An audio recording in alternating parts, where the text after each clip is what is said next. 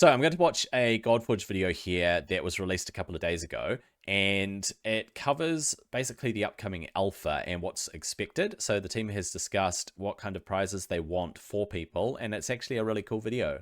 So without further ado, I am going to play it, and I'm going to just provide my feedback and commentary around it just in general. I know the sound's not coming through here on stream, this is Simon from but I'll try to Fateless. fix it. Today we're going to be looking at some of the rewards you can get from the Alpha Right, Tower. rewards We've from the been Alpha working Tower. hard actually to get a couple of collaborations going where we're looking to have an awesome prize for the people that really push themselves in. Wait till the end of the video. Really is a massive thank you for everyone who's going to get involved, because a big part of that for us is about getting feedback before we go into kind of like, you know, the full beta and before we go into our launch. The whole point of the alpha, right? So yeah, we're going to go into some of those rewards. I'm going to share with you those collaborations as well. In the meantime, what are we doing? We are literally doing deep dive sessions daily, which I think the dev team are not enjoying that much, but it's literally like this screen. We want to deep dive the screen and make sure that everything that should be happening properly on this screen is happening. You're probably like, of course, that sounds like the thing that you should do every day with any game. It should be. And yeah, I mean, obviously we'll get there, but at this point, it's now moving from, you know, does the screen work? By the way, I showed Quetzalcoatl in Discord this week, animated. It's the first time very cool. Kind of like, you know, long dragons animated. I don't know if everyone is actually already. Let me see. No, this is what we've seen them like so far, just like long sticks, right? Yeah. But we're starting to get the animations. But Quetzalcoatl, man, different creatures and stuff, and looking really good. Really cool, right? So yeah. Anyway, we're basically going through and we're just sort of saying, look, is everything hitting the base plan? And there's little things, right? So instantly on this screen, I'm looking at it. We're actually doing the review on this screen today. I'm looking at it, I'm like, oh, this awakening tag. Firstly, I don't even know if that should be there. I don't think that's what it should say. But it doesn't quite line up with this. So there's small stuff like that where it's just annoying. Yep. All right. So I'm just going to skip through this. So he talks about basically improving the screens that you click through in the champion thing. Right. And in the meantime, there's still a bunch of other stuff to do, right? So there's, you know, you'll see it here, some of our visuals, although I feel like they've improved a ton over the last 6 months even. There's still some where you're like, well, the lighting. Yeah, so he goes on about the visuals and improving them, being able to improve them. Shows, this is cool. He's going to show Dracula's pose, or whatever you call it. What is it called? An action breaker or something? And he got his idol breaker in. Idol breaker. There's a whole bunch of this stuff that's going on literally day by day, right? So all of this is really important. Also, even though it's not going to be relevant for the alpha, right? You know, a lot of the different screens that we've been building out recently, these are cool, are also starting to be implemented because obviously we're not just focused on delivering an alpha, we're focused on building a game. Yeah. And there's almost like these two tracks. One is everything we need for alpha needs to be super polished and really, really clean. And then there's also this kind of like thought of, and what about when we get past that, because obviously we need to make sure that we're delivering on a game. So exactly, let's talk about some of the cool stuff that you could win. Here we go. If you put yourself in the alpha experience. I think I'm going to open this up by just saying there's some stuff that we're actually really on the fence about. Yeah. And we've done a number of different kind of like focus groups with you know, some of our kind of like trusted people that we know from a content creator point of view, and also from players that we've known for a long time in this industry. And the thing that's really, I guess, polarizing people is resources, right? So, you know, for being part of the alpha experience, you know, we want to say thank you for being involved. So things like, you know, some diamonds, some energy, some gold, things like ether crystals, you know, should they be part of the reward? Originally, I had this kind of like, I had them as kind of like some of the big rewards, and also things like, you know, weapons that you can earn in the game. Should that be a reward? Those type of things. So basically stuff that's going to give whoever's playing a faster start when we get going.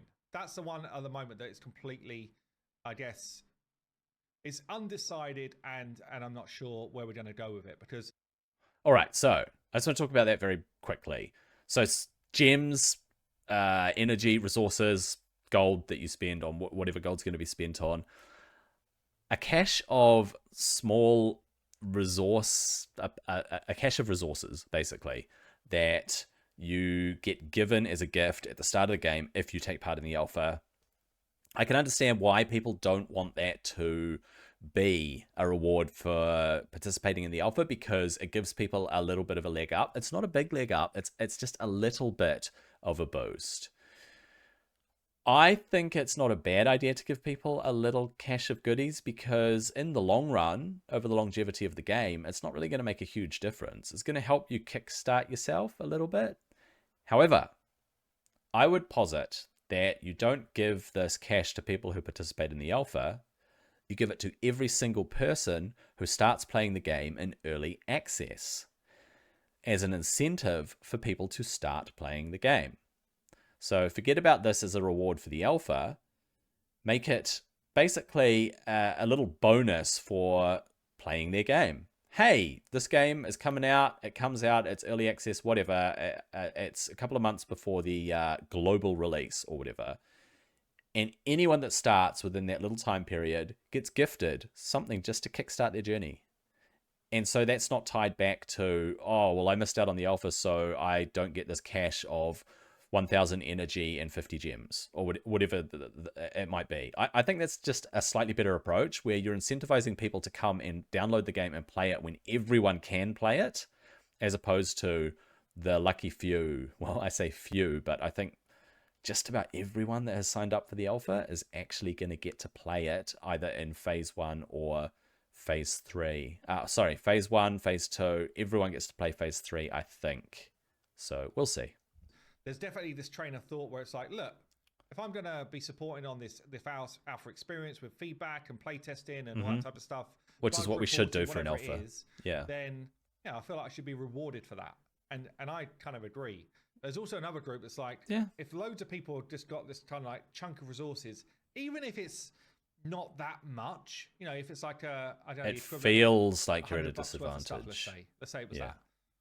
There's still a train of thought to say, I hate the idea of those people starting with an extra chunk. Yeah, it feels unfair when this game gets going. So they're the things which are kind of like we're not sure about. The things which we are sure about. So all right, here we go. Like a kind of like portrait, which is only going to be possible to get through doing this alpha.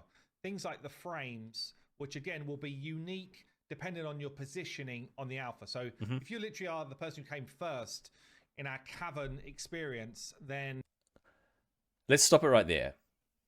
Two things. The first is I really like the idea of cosmetics, visuals, an avatar that you won't be able to get elsewhere or perhaps be able to buy in the shop. A special frame around your portrait where, depending on your positioning during the alpha competition, you get a unique frame for your portrait. It's not huge, but people will know that you participated from the get-go. The other thing he mentions is a cavern, and up till this point, we didn't exactly assume that it was going to be a tower, but they were talking about it in terms of a tower. Now, Simon was clear from the beginning that the alpha was just going to be a competitive event in some sort of closed box setting that may or may not be a tower. And we latched onto the idea of tower because it's cool, right? You're climbing this tower of death, a little bit like Bruce Lee in the movie Tower of Death. So you're climbing these floors, you're defeating bosses on the way up, and you're trying to reach the top floor where the massive end game boss is basically waiting to wipe the floor with your party. Now they're calling it a cavern, which kind of makes it a bit more dungeon-like, a lot more dungeon-like. It's not climbing floors of a tower. It is delving into this cavern and going deeper and deeper. And the deeper you go, the harder the enemies get until you get to the dragon or the hydra or the chimera or the minotaur or whatever is going to be the end boss of this cavern. You eventually reach the end of this just maze-like cave system that you're progressing through. And they could do some incredible stuff with that. I like the idea of a cavern. I think it is more suitable for a fantasy setting that you're delving into a dungeon. You're going to get a completely unique portrait frame that no one else will ever have again. Right, so kind of like, not even in the shop. There we go. A hats off to you, really. Yep. Some achievements which will never be achieved again, which you could have when someone comes and spectates you as a player. So those achievements type of things are good. We know we're definitely going to do. Also, a couple of skins. So there'll be a skin for everybody for one of the heroes that is going to be kind of like, like a collect this hero through missions type of vibe. And there'll also be quite exclusive skin for another hero of that type of, possible to get them through questing for like the top 100 players. So those things we're definitely going to do. Now, this is where it gets kind of sexy, really. We have really cool with Squidmar. Now, Squidmar's one of the people in the miniatures kind of like ecosystem or whatever, who builds out dioramas. He does a lot of work with his. He does incredible painting, like cool kind of like painting experiences. And he's going to be building us a diorama based around the fight, based around the tower or the caverns, with the boss in the frame, and also the winning person's team that they used to beat the boss with the most damage. Those heroes will be within the diorama, basically fighting the boss, which is super sweet. There'll also be something like some skeletons or some remains of like some of the top players within the diorama as well. And then in terms of like the bust or the sort of the stand which holds the diorama, something along the lines of the top 1,000 players from the alpha will have their name engraved on that kind of bust. And then it will be kept at Verco's Vault, which is the world's largest museum of fantasy miniatures. So Gary, who's actually our lead investor on the project for Fateless, owns Verco's Vault, which will be the biggest miniatures museum in the world in Las Vegas. So literally, you could go and visit this and sort of see the diorama, see your name on the plaque, and all that type of stuff. And we're looking at potentially, we're still talking about numbers here we go, but flying some of the winners, probably top 5, something like that, out to Verco's Vault when it opens with the diorama in there for a bit of a visit with the team as well. So pretty sweet, honestly. Pretty sweet. That is very cool. Okay, I know Squidmar's channel. I have had it in my subscription list for many, many years. I used to watch his miniature painting occasionally and some of the really cool collabs he did. And yeah, so I'm very familiar with Squidmar's work. Absolutely fantastic. Very skilled. And the fact that they're getting a physical diorama built based on the results of the alpha, that is so cool and so creative. How did they come up with this idea? I guess it progressed from, hey, we're building these little statues of like Brynhild and whatever the Leonidas and whatever, right? The other champions, they wanted to build these, what were they, 20 centimeter figures or whatever. And it probably progressed from there, right? And they thought, hey, some of our team, they paint miniatures or they love miniatures or whatever. How about we get this done as an ultimate prize? And the fact that they're putting 1,000 people's names onto the plaque or whatever is an indelible record, right, of people who participated in the alpha. It's really cool and really exciting, and the fact that they're putting it into this miniatures museum in Las Vegas is very cool because it'll have a permanent place there, and anyone can visit it and go, hey, what's this? Oh, who's Fateless? Oh, what's Godforge? Oh, wow.